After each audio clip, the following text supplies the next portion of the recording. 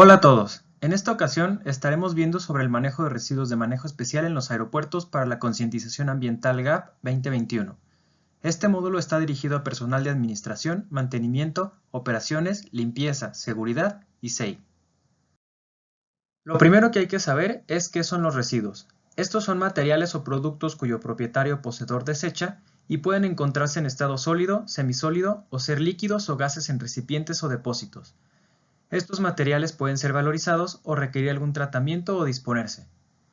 Dentro de estos residuos se tiene la categoría de residuos de manejo especial.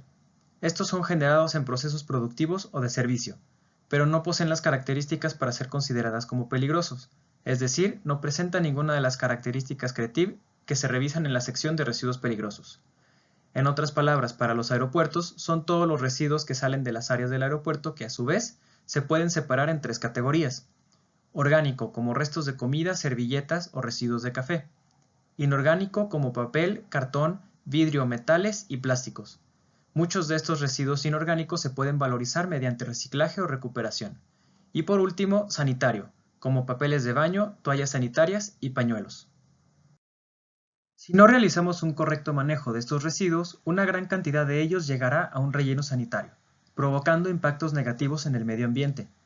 Primero, la degradación de residuos genera emisiones de gases de efecto invernadero durante su descomposición, especialmente en rellenos sanitarios. Estos gases contaminan la atmósfera y contribuyen al cambio climático.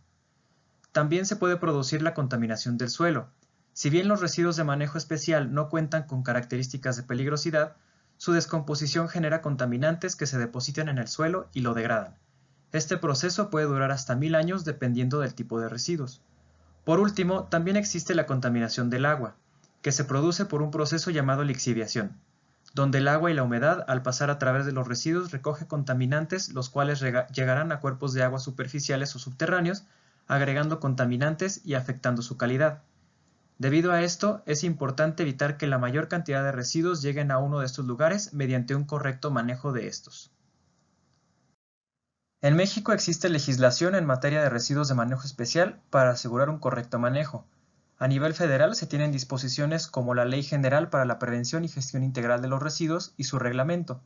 Además de la Ley General de Equilibrio Ecológico y Protección al Ambiente, también se tienen normas de aplicación federal como la NOM 161 de Semarnat, que establece criterios para clasificar los residuos de manejo especial y determinar cuáles se tienen que incluir en un plan de manejo, del cual estaré hablando más adelante. De acuerdo con estas disposiciones, es responsabilidad de los estados de la República generar las disposiciones para estos residuos y su gestión. Debido a esto, se tienen diversas leyes estatales en materia de residuos de manejo especial. Sin embargo, se sigue la misma línea base de establecer un registro como generador de residuos, presentación y registro de planes de manejo e instrumentos de reporte como la cédula de operación anual y los informes periódicos de generación de residuos. Estas disposiciones legales mencionadas anteriormente generan requerimientos que los aeropuertos cumplen como parte de la política de su sistema integrado de gestión. Desde la generación de los residuos es necesario contar con un registro de generador. Estos registros son de renovación anual o semestral y contienen condicionantes o términos que los aeropuertos cumplen para asegurar un buen manejo de los residuos. Durante el almacenamiento de residuos se cuenta con una bitácora de generación que nos ayuda a mantener un control sobre la cantidad y tipo de residuos generados, además de planear las siguientes etapas de manejo durante su recolección y disposición final. Por último, durante la disposición final se cuenta con un control de proveedores donde se da seguimiento a sus autorizaciones de recolección y disposición final.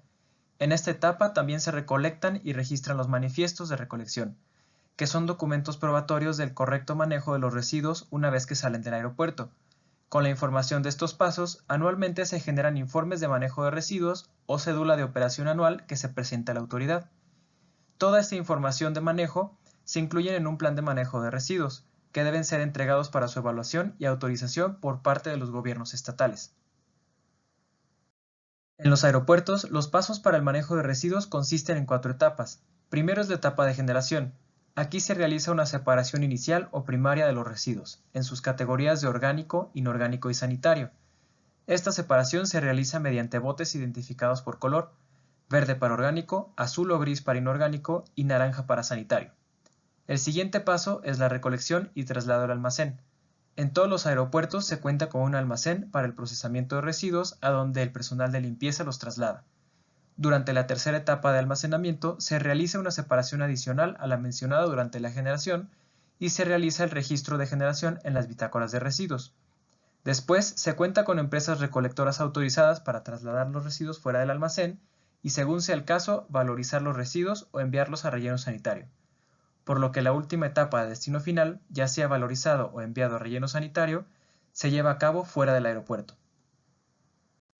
Como se mencionó anteriormente, durante la etapa de almacenamiento es donde se realiza la separación secundaria.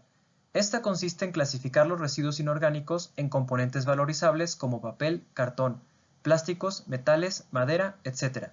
Una vez teniendo estos componentes separados, se realiza su registro en bitácora. Posteriormente se realiza la disposición. Esta actividad depende del tipo de residuo, ya que los destinos finales son diferentes dependiendo si son valorizables o no valorizables. Dentro de los destinos valorizables, hay desde la entrega para reciclaje como materia prima o recuperación de energía. Por otro lado, la fracción no valorizable se envía a rellenos sanitarios autorizados y controlados, esto para reducir el impacto ambiental del manejo de nuestros residuos.